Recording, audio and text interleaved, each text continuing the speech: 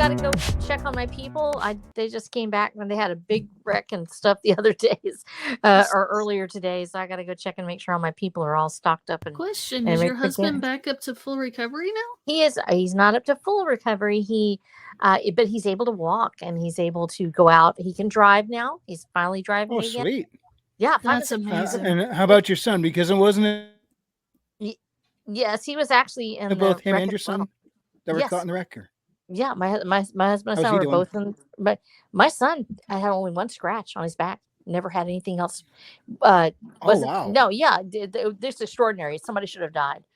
I know that. I absolutely know that. That's the day that my life should have been forever changed, and it wasn't.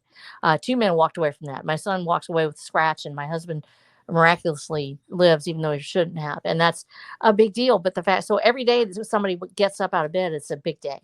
And so my husband is able to walk. He's able to do almost everything he did before, but he gets very tired very easily. He had 27 broken bones. Like I said, his entire back was broken. All the vertebrae was crushed, everything, and they screwed him back together. He's like the Bionic Man. But so he's able to move around and do Because he things. But jumps super high and you hear I know, and yeah, yeah. So I'm Lee Majors. Ha! I can, yeah. Oh, that was a trip. That was a blast from the past. So I told him that. He's like, yeah, it's extraordinary. And he still gets so frustrated. There's some things he's not quite up to doing yet. That he's working on.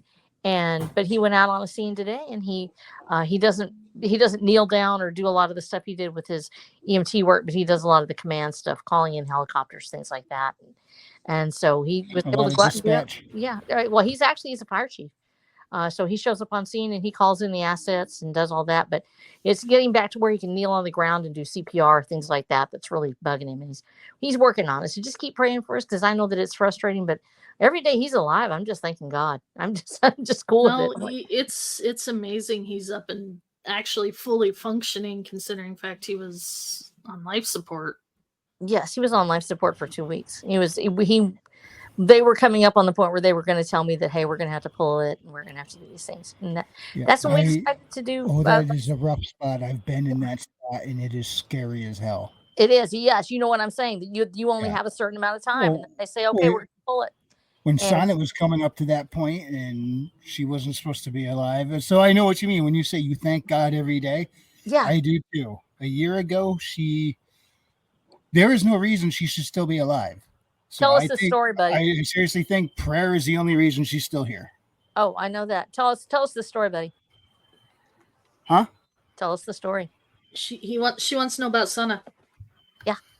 Oh, a medical issue. She ended up in the hospital for it had to do with diabetes. That the reason she went.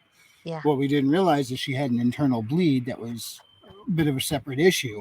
Yeah. So when she got there, she threw up. The torquing in her stomach ripped it open, and she pretty much bled out right there. And while she was being transferred from the ambulance gurney to the hospital gurney, Jeez. they had her. They were doing CPR for over 25 minutes. When they finally got her stable, for lack of better words, and we got in there, they said she's probably not going to make it through the night, but if she does, she isn't going to make it through the next 72 hours. And Jeez. so for the next 28 days was absolute hell until she finally woke up when we were up against the pull the plug time too. When she Yes. well, they pulled it and she stayed with us. And then she woke up, but she was out of it for like the next 3 months. She was like only half coherent. They said she'll probably never get her brain function back. She's got her brain function back. She is as coherent as she's ever been. And after her brain being deprived of oxygen for over 25 minutes, the bitch is still smarter than me. What the hell? Yeah. Yeah. No, but seriously, she really should feel not still retarded. be here statistically. And the day she went in the hospital, that night is when I first came across Royce's channel. Really. Yeah. Wow. And she is the co-creator of Haley. So, the whole reason the book exists is because of her. So when you see your life like that and you realize this is your story, that there's stories that we know, everybody knows the story that ends tragically. Everybody knows that you and I regular, we know, we've seen it. And you're like, why do I get the miracle? Why us? Why now? And it's not survivor guilt, but it's just that realization that you want her to celebrate, and you know that in the next room there was somebody that didn't make it, that deserved to, but you're like, and it's really strange because here we go, a year later, almost to the date, my aunt went into the hospital and it looks like she's not coming out. Yeah. I mean, she's had issues that have been building for a while, and she's probably they just moved her to a hospice room. She's in her 80s and had all sorts. They found a mass growing on her brain, which is why the whole reason they found this is she had dementia. But then when they did all her blood work, they said there's no reason she should have dementia. And when they checked her brain, they found a mass growing and pressing on all her and everything. Yeah. So it pretty much, they removed it, but she's not getting better and seems to be degrading, and it looks like she's not going to make it the next couple days. Which it's tough, and we're going to be praying for her. And this is the story. This is our story. This is that characters walk through that journey, and how do we walk with them? What would your characters do in your book to make it better? Well, we're the characters. We get to be here, and sometimes we get the miracle, and all you can do is just witness it and say, oh my God, this is my life.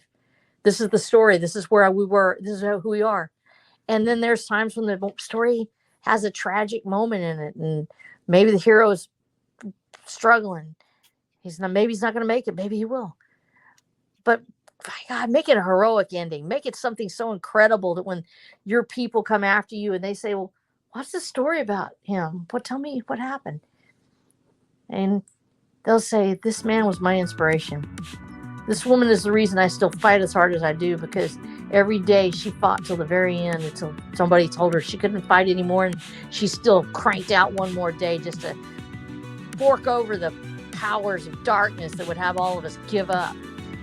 Just be the one that when they tell your story, that you are the character that inspires them the most.